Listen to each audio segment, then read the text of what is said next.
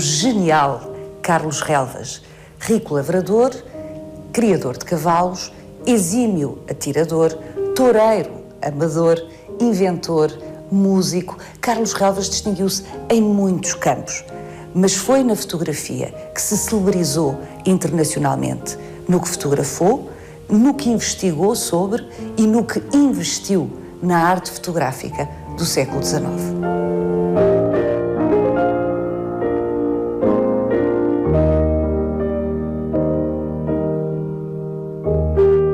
Antiga Quinta do Outeiro, Golgã, Ribatejo. Aqui mandou o seu então proprietário, Carlos Relvas, construir este estúdio de fotografia. Único no mundo. Corria ao ano de 1872.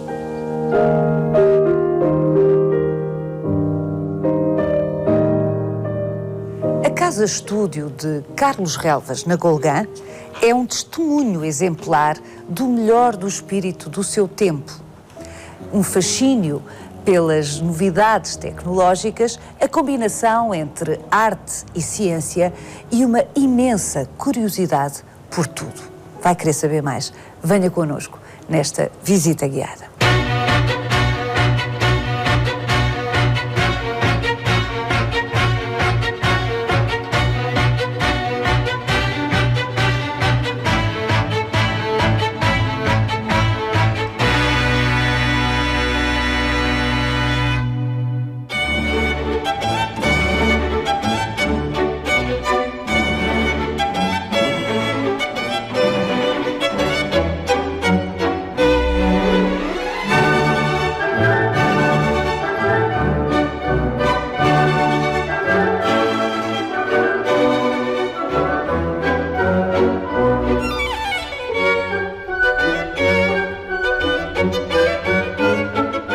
Nuno Borges de Araújo, casa-estúdio Carlos Relvas.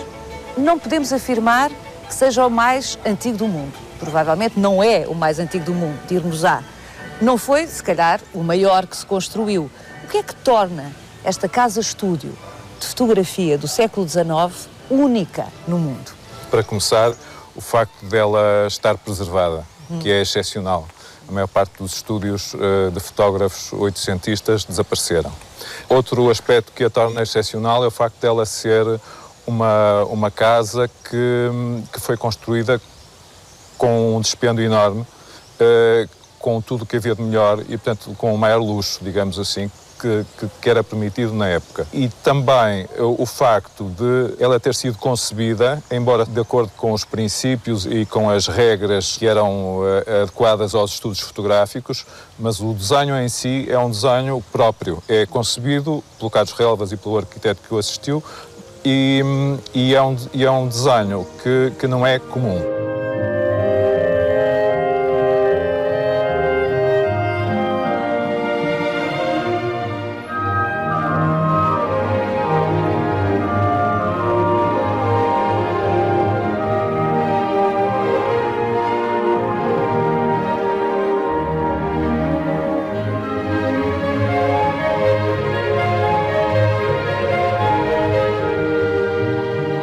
De resto, tornou-se um objeto de referência já à época de um livro que falava exatamente, já depois de ter sido construído, como é evidente, um livro que falava do que devia ser um estúdio exemplar de fotografia.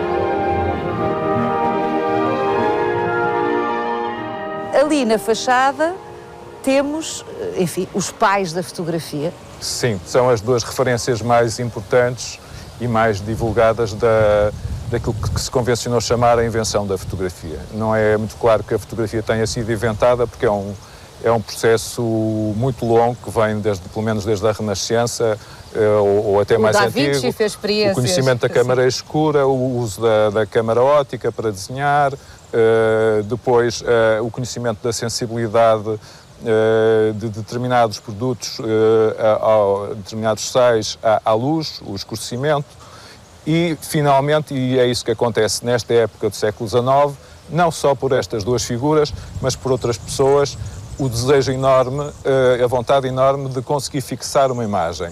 tal como eles haviam nas câmaras escuras. E, no fundo, o que acontece no século XIX não é só isso, mas no essencial aquilo a que se chama a invenção da fotografia é a descoberta da forma de fixar a imagem.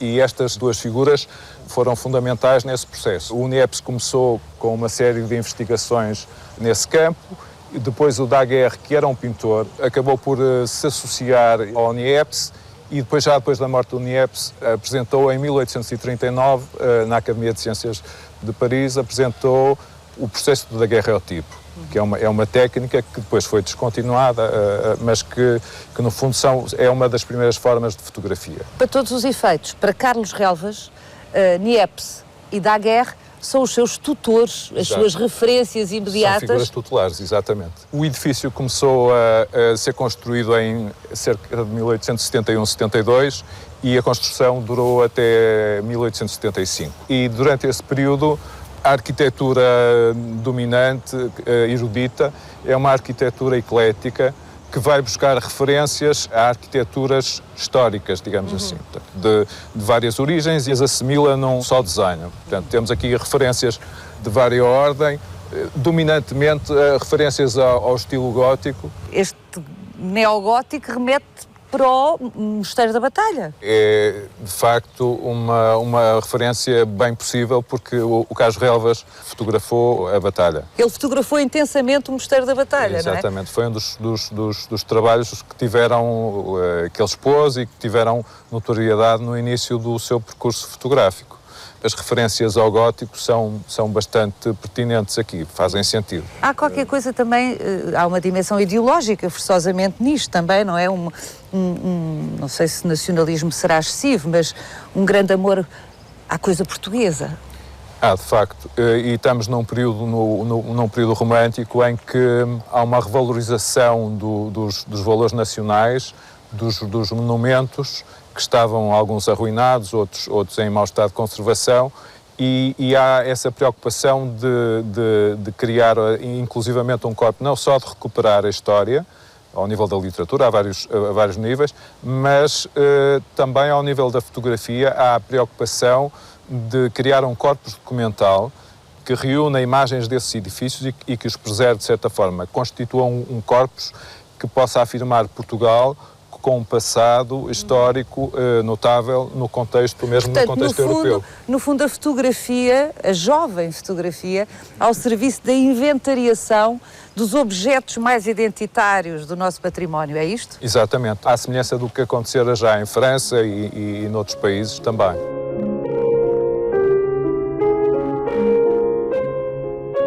Realmente, para além dessas referências ao gótico, portanto, estas decorações ou estruturas neogóticas da casa, há também umas decorações intensíssimas, muito misturadas, mais uma vez, não é? Sim. Há uma mistura de referências de uma gramática decorativa muito alargada, que nesse período se usava. Portanto, havia uma referência à linguagem da arquitetura de várias épocas como uma gramática com a qual se construiu um projeto novo, não é? O gótico, no fundo, o que faz, por exemplo, nas igrejas, é desmaterializar o edifício, não é? E reduzi-lo à sua estrutura. No caso, por exemplo, da Batalha, dos outros edifícios góticos, são estruturas de pedra. Aqui, neste caso, é uma estrutura de ferro, o que é o ideal para um edifício que se quer um edifício de luz, digamos assim, um edifício onde a luz entra quase por completo, não é? Que é desmaterializado. Que é esta parte, esta estrutura, não é? Que corresponde ao estúdio onde já vamos. Corresponde ao ateliê onde as pessoas eram retratadas. É uma característica deste período do século XIX, é a arquitetura de ferro, o desenvolvimento da engenharia das grandes estruturas, das pontes, dos caminhos de ferro, e, portanto, é uma época em que a arquitetura de ferro se desenvolve muito. Esta estrutura foi feita no Porto, nos mesmos estaleiros que estavam a fazer pontes lá em cima, para o Rio Douro. Exatamente, foi feito na fundição do ouro. Dizem que são 33 toneladas de ferro, possivelmente vindo de Glasgow. Mas foi o ferro, o material. O material. Mas a fundição, portanto, nos moldes, foi feita no Porto. Exatamente. E foi toda trazida do Porto para cá. Sim. O investimento nesta casa, neste edifício, é de facto extraordinário. Eu sugiro que vamos até lá acima, Nuno, porque, não obstante ser muito bonito isto tudo cá fora, a verdadeira surpresa é lá dentro. Vamos?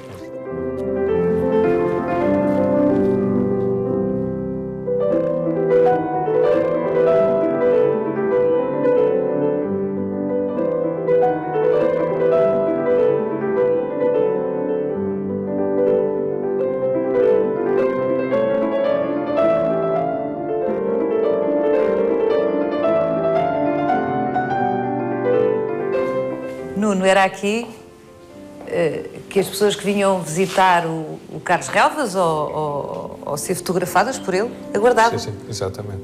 Antes de subir à peça especial de resistência. Vamos lá acima.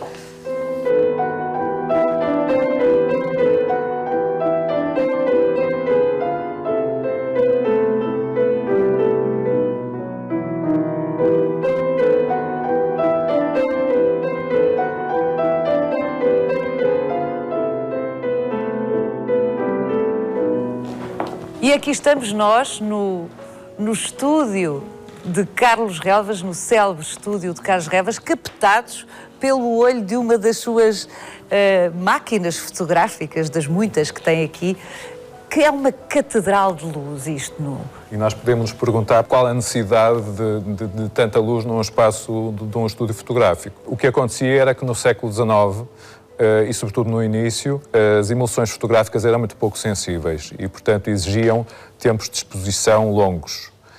Daí a necessidade de luz. Quanto mais luz, melhor. Mas essa luz tinha que ser controlada. E, de facto, o que acontecia era que a maior parte dos estúdios fotográficos tinham envidraçados, maiores ou menores, mas tinham envidraçados, de preferência virados a norte, por causa da luz difusa, para não criarem sombras e marcas nas pessoas. Neste caso, tem envidraçados a norte e a sul, o que permitia... E por cima, exatamente. Portanto, isto é um banho de luz por todos os lados. Um banho de luz que permitia, com estas cortinas interiores, controlar a luz que se pretendia. Pode mostrar-nos como é que ele controlava a luz? Havia duas formas de o controlar. A luz lateral era controlada com a abertura e o fechamento destas cortinas, e a luz superior era controlada com um sistema de roldanas que permitia subir ou baixar. Que engenhoso. Isto, de facto, era o mais avançado à época, não é? Estamos Sim, a falar porque... o último quartel do século XIX. A fotografia tinha sido inventada há 40 anos. Inventada no sentido que falávamos há bocado, não é? Difundido o método para as pessoas experimentarem e desenvolverem. O Nuno já disse isto há pouco lá em baixo. Este é um dos aspectos realmente que distingue esta casa e Carlos Relvas. É o que ele investiu de inteligência, de conhecimento e de dinheiro para fazer uma coisa destas, não é? Para fazer o melhor que conseguiu fazer, não é? De facto, conseguiu fazer uma obra extraordinária a nível internacional. Nós podemos perguntar como é que uma pessoa que vivia na Gulgã tinha acesso a esta informação toda, ou à informação que lhe permitiu fazer isto e fazer fotografia da forma como fez. De facto, cá em Portugal, sobretudo nas três principais cidades, no Porto, em Coimbra e em Lisboa, era relativamente fácil assinar todas as revistas e encomendar livros que vinham de Paris. As pessoas viajavam mais do que nós pensamos. E, portanto, ele era uma pessoa que assinava todas as revistas de fotografia, comprava livros e, portanto, estava informadíssimo, viajava. O contacto com a Europa era um contacto muito próximo, com as pessoas que faziam... E a partir de certa altura com os seus pares, fotógrafos, que também faziam experiências, não é? Portanto, ele estava extremamente atualizado e estudou tudo o que estava ao seu alcance para fazer o melhor. Portanto, há aqui uma ânsia clara de perfeição naquilo em que ele se empenhou. Empenhou-se em várias coisas, mas neste caso, na fotografia.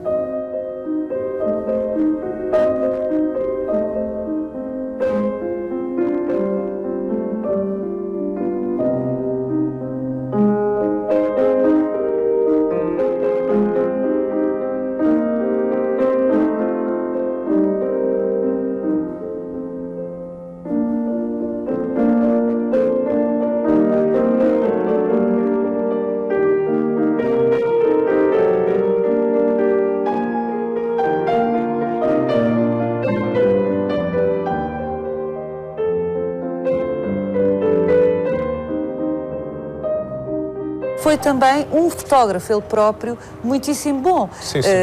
Multiplamente premiado pelo mundo inteiro, de Filadélfia a Amsterdão, a Madrid, Paris, por toda a parte recebeu prémios, em muitos casos, medalhas de ouro. O que é que distingue a fotografia de Carlos Relvas numa época onde são tantas as experiências e tão bons os fotógrafos? Numa fase inicial, eu penso que o distingue, de facto, é a qualidade com que ele a pratica. Porque a fotografia inicial dele está muito ligada, como é natural, a uma tradição de fotografia de retrato de estúdio, sobretudo de retrato, não só retrato, mas sobretudo de retrato de estúdio.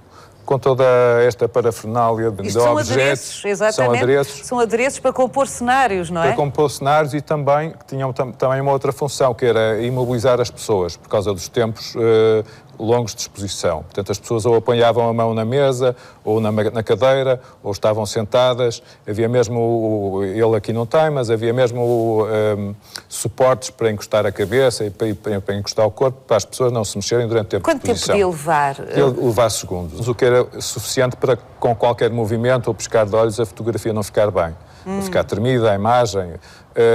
No início, numa fase quase inicial, por exemplo, no início dos anos 40, havia fotógrafos... No século XIX, estamos no século XIX. Havia fotógrafos que anunciavam como sendo um tempo muito curto de exposição, cerca de 10 segundos. É uma revolução tecnológica. Portanto, só 10 segundos para fazer uma fotografia. Porque havia fotografias mesmo no início que às vezes precisavam de minutos de exposição mesmo. Nesta altura a fotografia e a pintura interrogam-se mutuamente e contaminam-se mutuamente, não é? Exatamente. E inclusivamente o Daguerre era pintor e há outras pessoas muito ligadas à fotografia no período inicial que eram pintores e que eram pessoas que faziam pintura e começaram a fazer fotografia.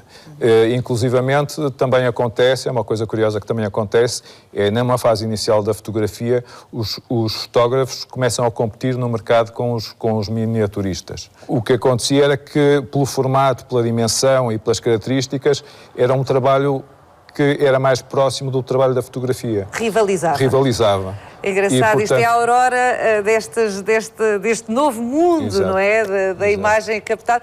Em que fase é que o Carlos Relvas se interessa e entra no mundo da fotografia? Não se sabe ao certo quando e com quem ele aprendeu, embora haja uma referência que diz que ele aprendeu com um fotógrafo bastante conhecido, que é o Venceslau Sifka, que era uma figura próxima do rei Dom Fernando II e que veio com ele, veio da Boémia, e que terá aprendido provavelmente em Lisboa. Aponta-se mais ou menos a fase de início da atividade dele ou da aprendizagem dele para meados dos anos 50.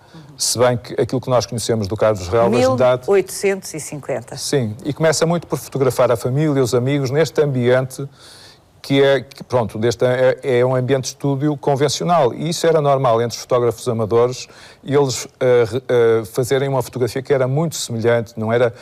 Sendo amadores, não faziam uma fotografia diferente, faziam uma fotografia que seguia as normas da fotografia de retrato comercial. E a partir de uma certa altura ele começa a descolar dos modelos comerciais e portanto, convencionados. E começa a aderir a uma fotografia que começa a ganhar corpo entre os amadores mais informados. É porque, desculpa interrompê-lo, Nuno, amadores, neste caso, têm mesmo o sentido estrito da palavra, ou seja, aquele que ama. Exatamente. Os que faziam a fotografia como amadores eram aqueles que a faziam por prazer e, portanto, tinham, obviamente, um conforto financeiro, social, exato, que lhes permitia experiências. Exato, porque a fotografia não era nada económica nessa época. A fotografia era e vendia-se. E vendia-se também. Caro. Vendia-se Vendia-se caro. Há épocas em que uma fotografia, não já nos anos 60, mas anteriormente, em que uma fotografia podia custar o equivalente a um salário mensal de um trabalhar, não é? Portanto, é uma coisa, não era barata de todo. Era uma coisa que se fazia uma vez na vida, sim, não é? Quem fazia? Era um retrato para ficar uma memória da cara daquela pessoa, da figura daquela pessoa, não é?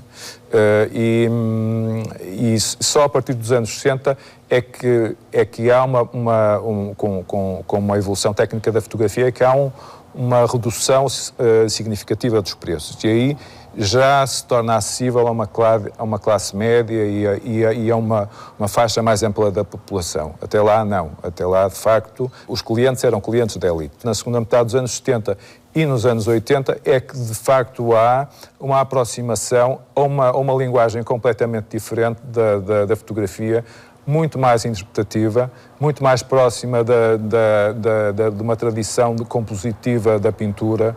Não é uma exclusividade de Carlos Relvas, mas eu falo muito bem, falo com muita qualidade. Há trabalhos dele mesmo, sobretudo trabalhos de paisagem, que me parecem inovadores, e em Carlos Relvas nós encontramos fotografias em que são puros momentos de contemplação da paisagem e em que não há figuras humanas, não há edifícios, não é? Isso a mim parece-me inovador no trabalho dele e parece-me especial, parece-me uma coisa muito especial, um bocado anterior à sua época, digamos assim.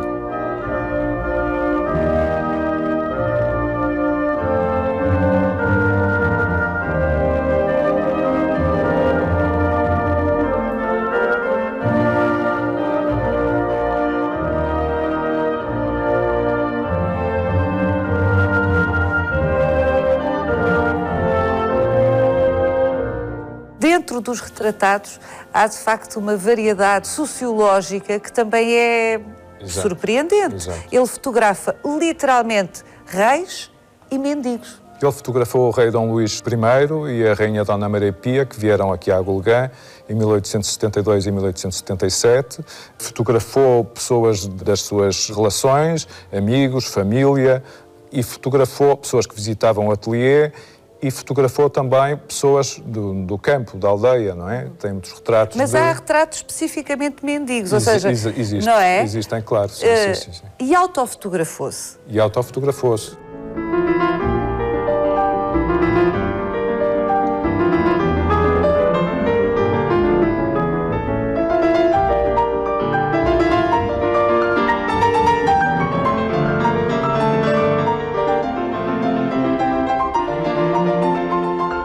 Tudo isto era muito dinheiro. Aliás, a certa altura, o Carlos Relvas perdeu um bocado a cabeça com esta paixão com a fotografia, ao ponto de pôr em risco o seu património e a sua fortuna. O José Relvas, o seu filho, teve que assumir a condução da Casa Agrícola, porque isto não estava a correr bem. Pois, acho que ele se perdeu no meio da sua paixão, um bocado.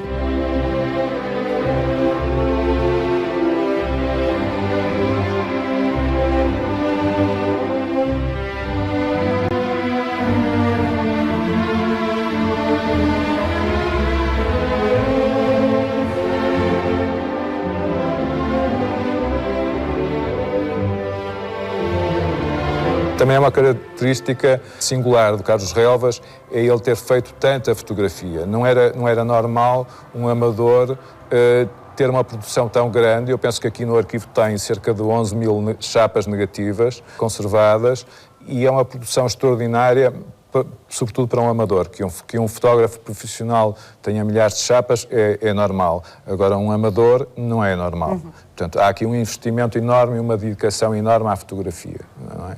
Durante muito tempo. E sempre com esta relação com o estrangeiro, portanto, a encomendar aquilo que havia de melhor, aquilo que era de mais recente, e depois a levar a sua fotografia, que é um aspecto fundamental também, é que ele soube desde muito cedo projetar o seu trabalho não só em exposições nacionais, como em exposições europeias.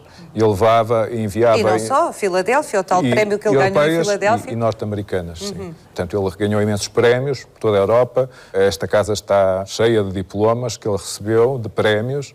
E, portanto, era uma pessoa que na época era extremamente reconhecida. Era reconhecida em Portugal como o primeiro amador, o primeiro no sentido de ser o maior, e era reconhecido no estrangeiro. Não obstante o caro que era este amor pela fotografia, ou a prática desta arte no século XIX, Carlos Relvas nunca levou um tostão a nenhum dos seus fotografados. Isso é engraçado. É engraçado e mostra que, de facto, ele só gastou, não é? Com fotografia, não é? Só investiu. Houve alguns fotógrafos raros, mas houve alguns fotógrafos amadores que também vendiam fotografias. comercializavam, punham em alguns locais a venda. O Carlos Relvas não temos notícia de que ele alguma vez tenha feito isso. Durante a vida de fotógrafo de Carlos Relvas, muitos processos foram sendo experimentados e desenvolvidos e ele próprio acabou por trabalhar com diversos processos como suporte da sua arte fotográfica.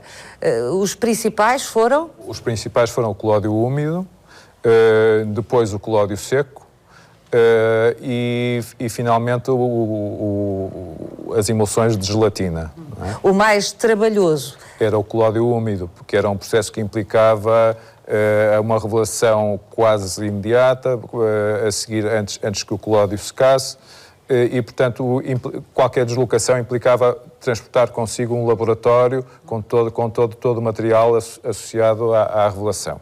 Mas aqui, nesta casa, estão construídos, desde o início, os estúdios, os quartos escuros, os laboratórios necessários, enfim, adaptáveis, presumo, a todas essas fases tecnológicas da fotografia, mas para que todo o processo ficasse concluído aqui dentro. Ele fazia isto tudo sozinho?